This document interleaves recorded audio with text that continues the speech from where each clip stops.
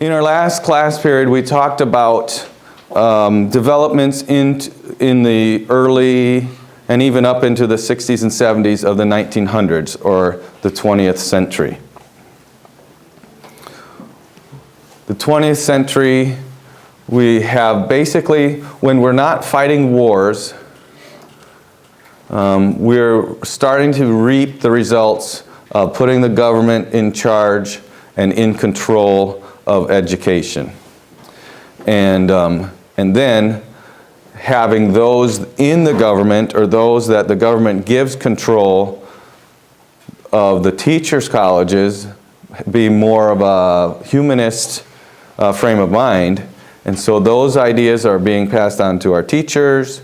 They're depending on psychological, scientific studies and research to give them ideas for education, and rejecting worn-out theories of discipline and human nature. Of course, they are old, they've been around for a while, but we don't believe they're worn out.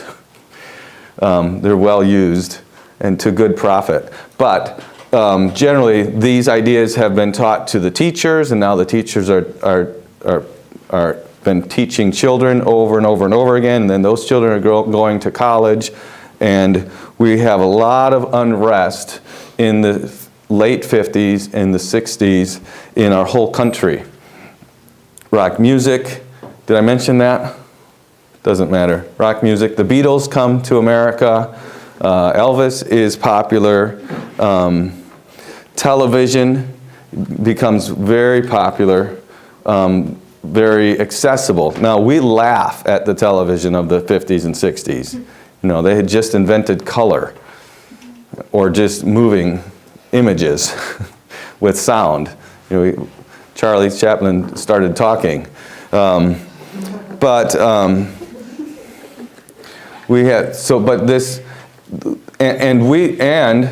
look at the television shows of the 50s and we think, oh, now that was the good old days when they taught good things on television. And they had to have some good things there, but there's a lot of bad things there also. But anyway, that secularization of our American culture, we left a strong mooring to the Bible and to our churches, and became very secularized. In World War II, perhaps we needed to do this, but World War II gave strong emphasis, and I say perhaps, probably because we could have got by without it, but we felt the need as a nation to have ladies go work in the factories, and they haven't left. You know, the war got over, and women continue to be a large part of our workforce. I don't want to be a bigot, but we'd have very little unemployment if we had no women in the workforce. If you think of that, there would be tremendous demand for work. Okay? So I'm not saying that women can't work. I'm not saying that you all are not intelligent enough to work or anything like that. But, and I'm not saying that women should be chained to the kitchen table either. But the point is, we don't need as many women in the workforce as what we have. If we're Christians and in a Christian society, we don't need that. We can get by without it because we're designed to be different. We're designed for different roles. Anyway, it's just interesting how, stuff happens in this class. Is that related to education? Yes, it is. For one, ladies wouldn't be at home teaching their children. Okay? And so children, if mom and dad are off to work, where are the children? Who's going to take care of the children? We need a daycare for them before they even go to school. The government says let's have them in school from first grade all the way through 12th grade. We're fine with that because we're not at home anyway. So the government's going to provide daycare for them for 12 years. So, and all of that type of thing. So these ideas, nothing stands in isolation from other things. It all connects and works with and affects other things. Anyway, so Christian schools become a movement. I mentioned that, like, Bob Jones Academy started in 1927, Pensacola Christian School, and there were other, what I'm going to term fundamentalist schools. Now, these other schools were fundamentalist, but, I see it's a message on the screen back there. Oh, well. Many of the schools were fundamentalists in the, what would we say? In the historical sense of the word. The J. Gresham Machen, I don't know. Who's a Greek scholar? Anybody had Greek in here? You had his grammar book? How do we say it? Machen or Machen? Machen. Okay, so Machen. He's a tremendous man. But anyway, early 1900s, he, along with many others, wrote a series of articles, books called The Fundamentals of the Faith, against modernism. So in that sense, there's fundamentalists. So maybe we should say independent Baptists. They're not all independent Baptists, but independent Baptists roar onto the scene with Christian education and others with them, let's just put it that way, in the late 60s and early 70s.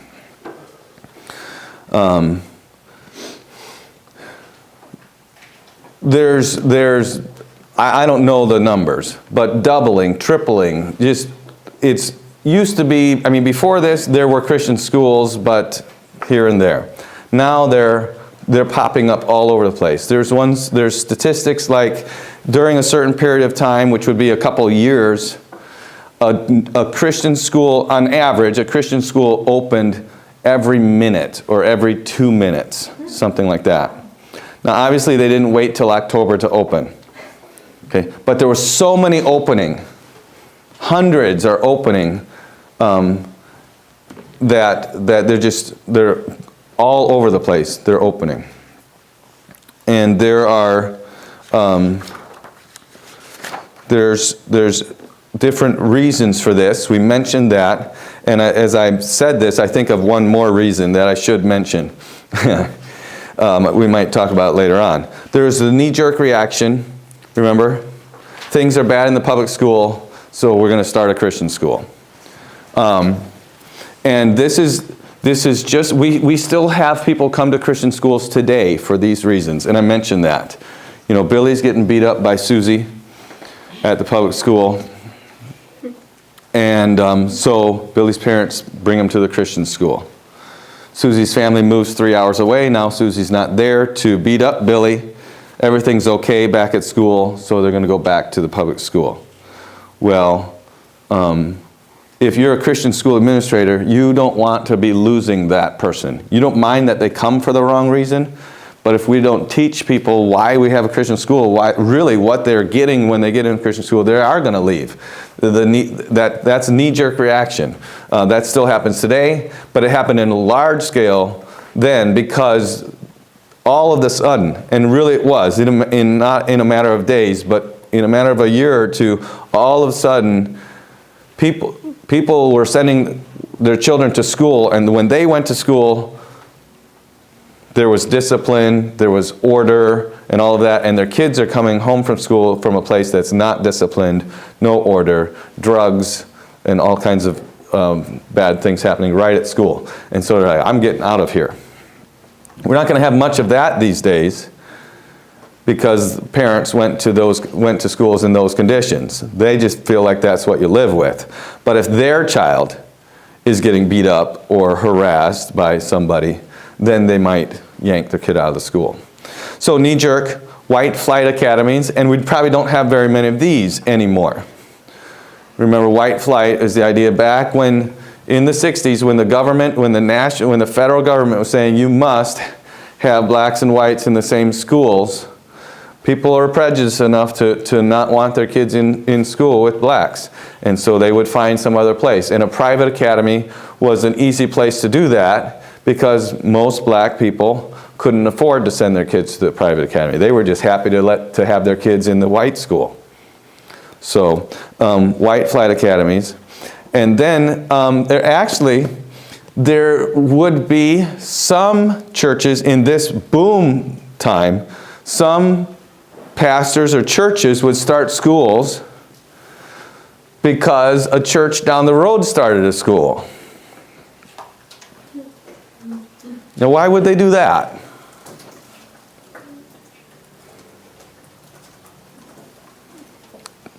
So they don't lose members at their church. So they're afraid they're going to lose members at their church. You know, if my church members start going to this other church's school, well, then they might start going to that church.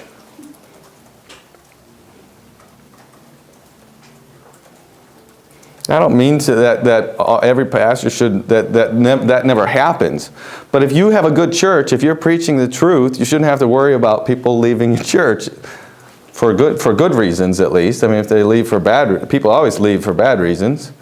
But and some people leave for good reasons too, like they're going to the mission field or they're going somewhere else. But but it was, I mean, sometimes, I mean, and this I'm reporting sad information, okay? This is not good. It's not right that churches would start a Christian school just because there's another church starting a Christian school down the road, okay? But it is a reason that many were started. And probably there's probably many still in existence today that have that as the reason they started. Sometimes you start things for bad reasons, and then you realize, well, this is a good thing. Why should we be doing this? And you figure out a good reason to be doing it, and you go about doing it the right way. So just because something like a Christian school starts in the wrong way doesn't mean we should just shut it down. Okay? But many did start for those reasons. Now, in the 70s then, we've had years when, on average, schools are starting every 2 or 3 minutes or 1 minute or something like that. There's just hundreds, thousands of Christian schools starting.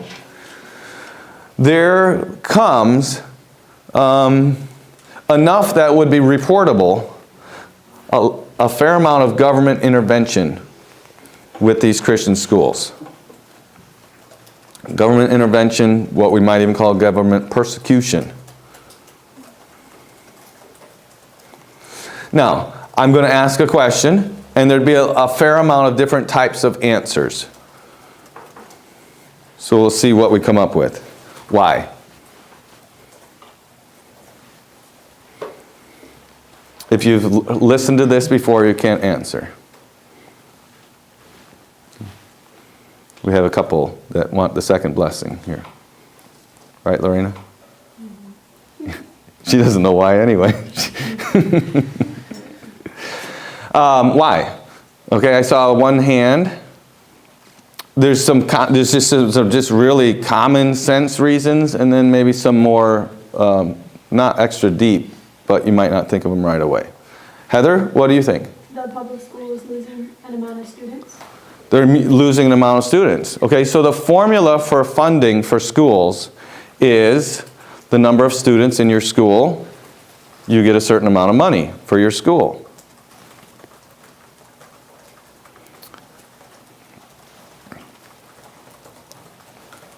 Okay, so if let's just say, I don't know what was going on in this area when we started, but let's just say you're in an area, there's 2 decent churches there, they start a Christian school, and they're in the same school district. And it's a time when, you know, a lot of the general public don't like what's happening in public schools. So it's not just the people from the church that are going to school. They're getting a lot of outsiders into their school. In fact, I mean, in 1973 or 4, in 1974, our school was only 2 years old. Our church was not near the size it is now. We had like 350 students in our school. Okay, now we have half that in our school, in a much larger church. Okay, so those students are coming from where? Where did they go to school last year? Public school. Okay? And let's just say, didn't always happen this way, but let's say there's another church a few miles away, decent church. They start a school. They run about the same, or a little less or a little more, but either way, that's another significant number of students that are not in the public school anymore. So it's noticeable. Now that Christian schools and homeschooling has been around for a long time, there's not as much fluctuation. But this was just booming. I mean, there were Christian schools before, but not like this. So there's a noticeable decrease in the number of students. So there would be some, what's going on here? Okay? What would be another reason?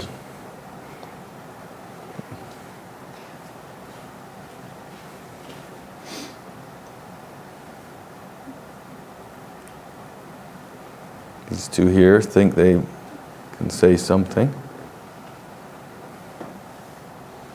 Anybody? Heather took the obvious one. What do you think, Rebecca?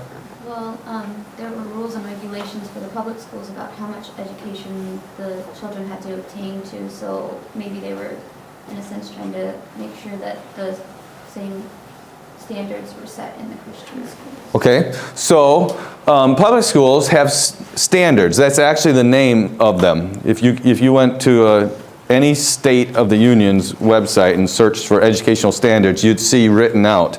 In first grade, they'll know this, in second grade. So states had standards, okay, that the schools were supposed to measure up to. Public schools were supposed to measure up to these standards. And if you have a Christian school, they're saying, well, we're not part of the state system. Okay? So that is actually the umbrella for the really big reason why the government would be upset over Christian schools starting. If I say it this way, hopefully it will come to mind. The state could tell the public schools, you have to teach this and that. So why did the state or why did the government not like Christian schools starting? They had no control of the curriculum. Exactly.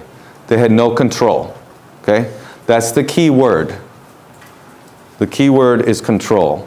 The state was losing control.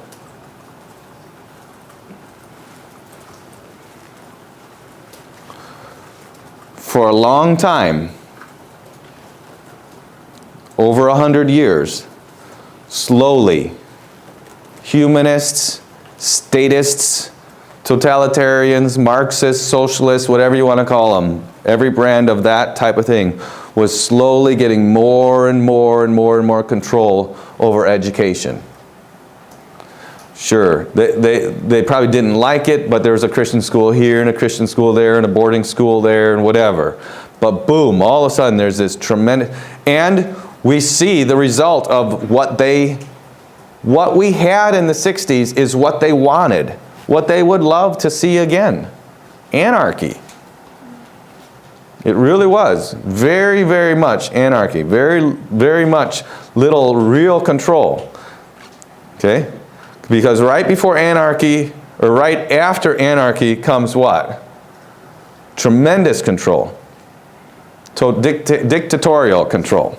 So, so they've got this, and then boom, there's, public backlash. It's like the public's finally seeing what's happening. Now, in a certain sense, they don't really know what's happening, but they see the fruit of what's happening, and they don't like it. And so they send their kids to private schools. And the government doesn't like that. Whether they know it or not, and I don't believe Christian school administrators or Christians even knew it or not, what they don't like is that they lost control. Okay? And I really don't know whether the majority of people on both sides of the argument would have said that at the time. And the reason I say that is because the argument then over the legitimacy of Christian schools came down to standards. Okay? The public schools, the teachers' unions, whatever. I mean, maybe the people up top know what's going on. We've lost control. We're not going to be able to control the minds, the education of this segment of the population. But the general person is saying, well, they don't have a license. They don't have a certification. Those kids there, they're not even going to be able to learn what they need to learn. Okay? Does that sound like a plausible argument? Those people at Christian schools, they only have like 30 kids in that Christian school. How can they don't have the facilities that they need? Like Horseman would have said 150 years before. You know, they don't have the teachers that they need. The teachers haven't been trained in the right way. They don't have the books. They got these old books from 30 years ago and, you know, blah, blah, blah, all this kind of stuff. Those kids are not getting the education that they should have, okay? So that's the accusation. Therefore, we need to shut them down because those kids are, if those kids grow up in our culture, they're not going to be able to fit into society. Okay? It's very important that you be able to fit in society. This is American culture. You have to be able to fit into this culture in order to be a well-functioning citizen in this culture. And we could go back and say, even Thomas Jefferson said that. Even the Founding Fathers said we need to have an education because we have a republic, and they probably wouldn't use the word republic, but in this democratic society, you have to have an enlightened and educated populace. So, the argument comes down to teaching, standards, information.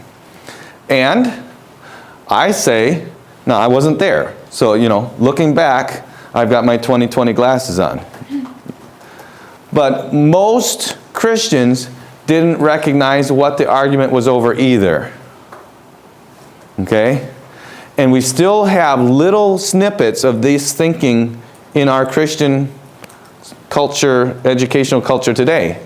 Because the way they responded to these accusations is this. You don't think we can teach? We'll line our students up against your students all day long. Have you ever heard an argument like that? Okay. We'll test our kids, test your kids. Who's got the better scores? Okay? That type of argument is natural. It's a natural response. Okay? But it's the wrong response. Okay? It's wrong. Do you know why? Or do you think, why not?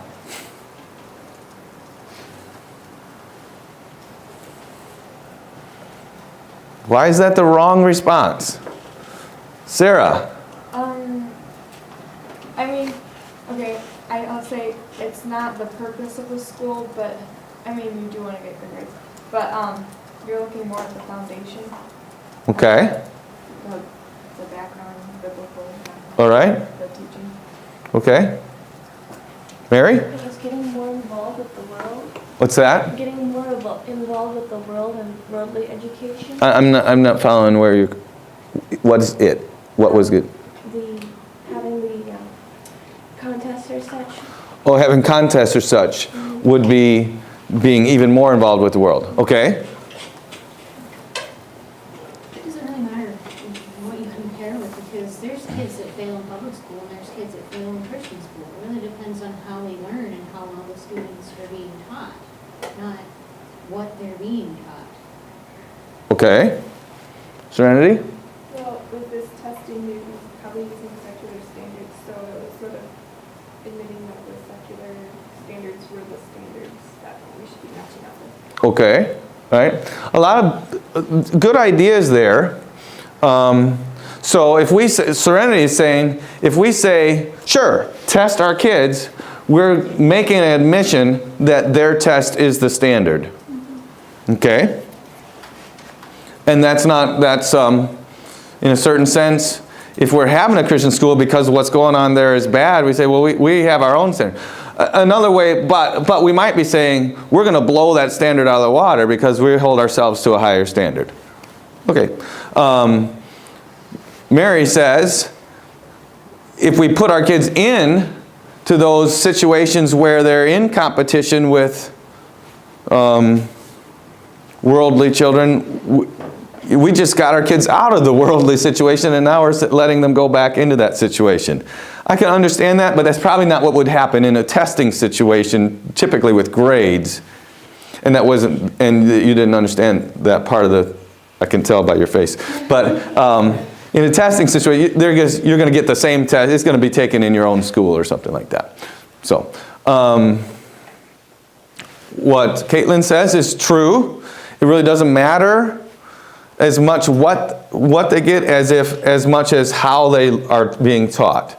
Okay, that's true. I would say though that Sarah's point is and she said it first, so none of you could say, you weren't allowed to say, well, I was thinking what Sarah said. It's probably at the root of it. It's at the foundation of it.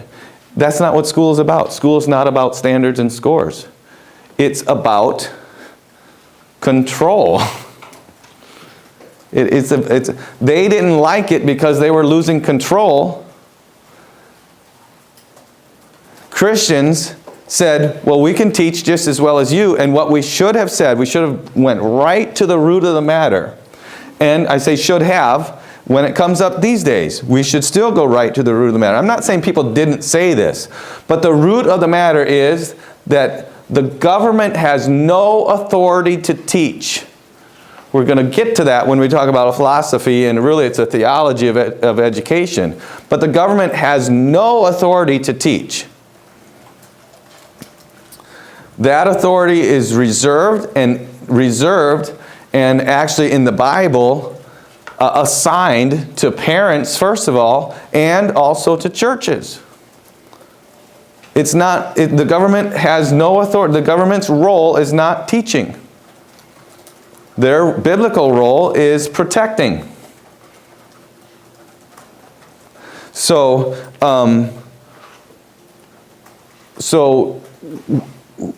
we should hopefully understand this better as we continue through the semester, but talking about scores is not, at the foundation is not the answer. Now, is it wrong to talk about your scores? No. If you think that current culture is such that people are disappointed with the academics at the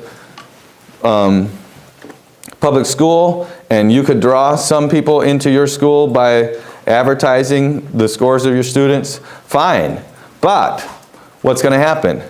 If they don't get the philosophy of education that you have, once they find a different place that their kids can get good scores at, I mean, if their kids are just in your school so they can get better scores, if they find another school that they can pay the same and get even better, or pay less and get the same, or whatever, or if they just want even higher scores and they pay more money. I mean, if they want to pay $10,000 a year to be at the elite school where their kid can get the greatest scores or be part of a football program or something, if it's all about scores and things that you can offer, there's always somebody else that has something else that you can't offer.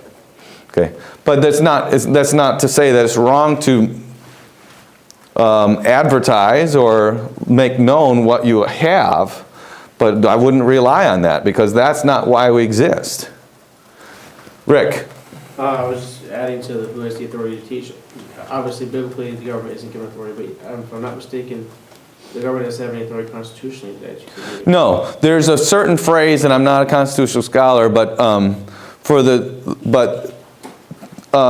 education comes, the constitutional right for government to educate comes from the phrase where it talks about support the general welfare, which, if you just look at what our founding fathers talked about when they referred to general welfare, it didn't refer to the things that we include with general welfare. But we have graduated. We've progressed way past the founding fathers, and there's a lot more included in general welfare now than when our Constitution was written. Anyway, so we have this huge Christian school expansion in the 60s and 70s. I don't know exactly why. I don't know the causes for it, but we have a homeschool explosion in the 1980s. There's an explosion, expansion. Lots and lots of people are deciding they can just educate their children at home. And there's backlash against that. There's backlash from Christian schools for that. Why do you think? Less tuition, right? Okay? And we'll talk about what I believe about Christian schools and homeschooling in a couple weeks. Okay? But Christian schools, even though they're exploding, they don't have nearly the funding that public schools have. And every one student that leaves is whatever. You know, in our school it's very cheap still at $1,800 for the year. But you know, every student is money out the door. The budget got smaller. So if Christian schools would be opposed in most cases, maybe in all cases, to people leaving and schooling at home. Public schools are against that. And their argument is going to carry more weight. It's the same argument, but the argument is going to carry more weight against a home than it would against a Christian school. How does this mom know how to teach, you know, the things that we can teach, what they need to know in order to be successful in society? Okay. Now I would say probably most homeschoolers respond to that better than the Christian school movement did, because it's a little more personal, and it's to say, hey, I'm their mom. I have the right to do that. Whether you can teach them better or not doesn't matter. I'm still their mom, or we're their parents, which it's not real philosophical, but it's right there at the reason. We're the parents, and we have that right and responsibility. But the homeschooling explodes in the 80s. In the 90s, there is a resurgence, and not, I wouldn't say an explosion. We had classical education, we've had classical education since about the time of Charlemagne. We lost some after Charlemagne, and then about the 1200s it comes back. But Charlemagne recovers the Roman style of education, that's classical, and it just kind of grows all the way up until the Enlightenment, I would say. And then it kind of is disintegrating. In the Enlightenment, we have new theories and all of this type of thing. And then in the 90s, I would say there's a resurgence of classical education. Obviously, people are still being classically educated. Let me say, in America, our founding fathers, James Madison, I don't know if any of you are going to read it or whatever, but the book on the education of James Madison. He got a classical education. Most of our founding fathers had a classical education. Now there's about 7 or 8 or 12 different brands today of classical education, but classical education fits into a certain style with of basically liberal studies, liberal education, not liberal like liberal conservative, liberal as in wide range of studies. But there's a resurgence of it there. More and more people are hearing about it and deciding to do this in the 90s, and now we're into the 20th century. Okay, so that is a quick view of the Christian school movement. Now, parallel to that, Christian school associations. I didn't put it parallel in my notes, but in your mind, you need to be thinking parallel. I want to just mention some associations of Christian schools. It makes sense for schools to associate with one another in many situations. The public schools, they're all associated with one another. And in certain senses, they forbid association with people that are not in their association. So if you have a school and you have a soccer team and you want to play the kids in town, you very well can't, because you're not part of the public school association. So to associate with some other school that can't makes sense, and then you can play soccer with them or whatever. have fine arts competitions, all kinds of different reasons for association, even for help representing yourself before the government and all of that. So associations, I'm going to give you a few points under this. Yes, Barrick? At what point did the, I know some public schools like around us, they actually promote homeschooling, but it's kind of, you know, with other intentions, because they push you to dual enroll because they get money for you as a Sure. student. Mm-hmm. And, you know, they'll give you some of that, but they're getting like $3,000 and then they'll offer you like, you know, $300 a year. Mm-hmm. So at what point did they, you know, did they figure out that they can push homeschoolers too? Yeah. Well, that is pushback from conservatives who see, from conservative public educators who see the terrible things that are happening, the tremendous slide even in educational quality in public education. And we'll get to that with when I talk about current educational ideas. Okay? Associations. The first one that I know of is called the National Union of Christian Schools. So the National Union of Christian Schools, this was started in 1920. Okay, so there's proof,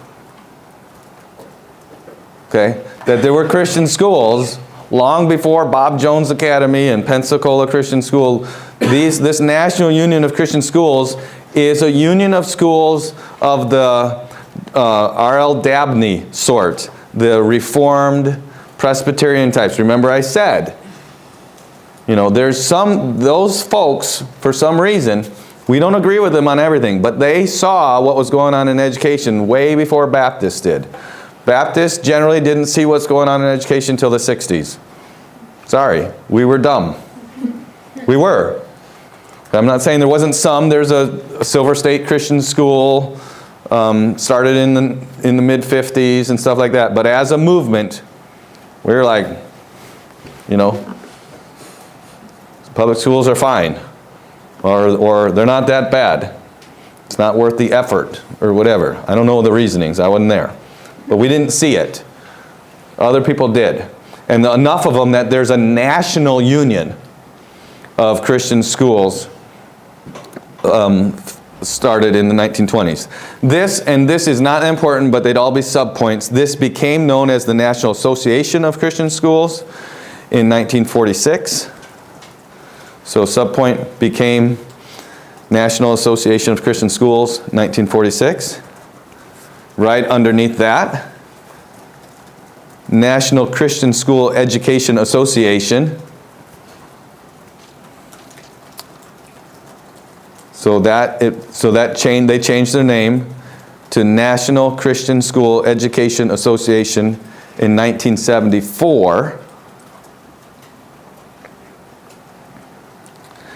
And then finally, I say finally, what they're still known as, they again changed their name to the Association of Christian Schools International in 1978. Association of Christian Schools International. You might not recognize that, but the letters ACSI, they're the largest Christian school association in the world. They're huge. And some of the books on our list of readings are written by people that were very influential in that movement, presidents and popular speakers, whatever. So the Association of Christian Schools in general, International, has broader beliefs than ours. There will be schools that are charismatic schools that are a part of that. Obviously, there's going to be Reformed and Presbyterian schools in that. That's kind of where it started there in 1920s and that, but real wide range. Probably not Mormons. I don't think Mormons do their own education. Probably not cults, but real wide range of Christianity in the Christendom in the Association of Christian Schools International. Okay? So then, it's not all Baptist, but it's easiest for me to say when the Baptists come on the scene in the 1960s and 70s, there's a lot of them. And they're getting persecution from local and state governments. And so they begin to associate themselves, and they're fundamental enough that they don't want to be associated with charismatics and Calvinists. Okay, so they create their own associations. These are mostly state associations, and I've titled this Fundamental Regional Associations. Some are regional, some are state, but there's the, I think it's, no, I don't know. There's the Indiana Association of Christian Schools, there's the Illinois Association of Christian Schools, there's the Old Dominion Association of Christian Schools, there's the New England Association of Christian Schools, there's the Keystone Christian Educators Association, that's for Pennsylvania, all kinds of these state associations, and in 1972, those state associations worked together to create a national association called the American Association of Christian Schools, AACS. Actually, the Keystone Christian Educators Association is not a part of the AACS. For good reason, actually. I can respect all that stuff. If you want to know why, go to their website and read the story. So the American Association of Christian Schools is more schools that are like us, like schools that you might have gone to. How many of you went to a Christian school? Raise your hand. Okay, now if you went to Fairhaven, you were not. But if you went to, was your Christian school a part of the state AACS? Where did Florida Sunshine State Association of Christian Schools? That's for Charles's ACE. New York. Not many ACE schools. I actually met a guy in South Carolina that was an ACE school, part of the association. But Ohio Buckeye State Christian, I don't know. But do you remember, was your school part of the, did you go to fine arts competitions and things like that? Yes. So you're probably part of that association. The national competition for the last, I don't know, 10 or 15, maybe 20 years is held at Bob Jones University. So a lot of people would say these are all Bob Jones schools. They're not, but they're very much influenced by that segment of fundamentalism and such. Then there was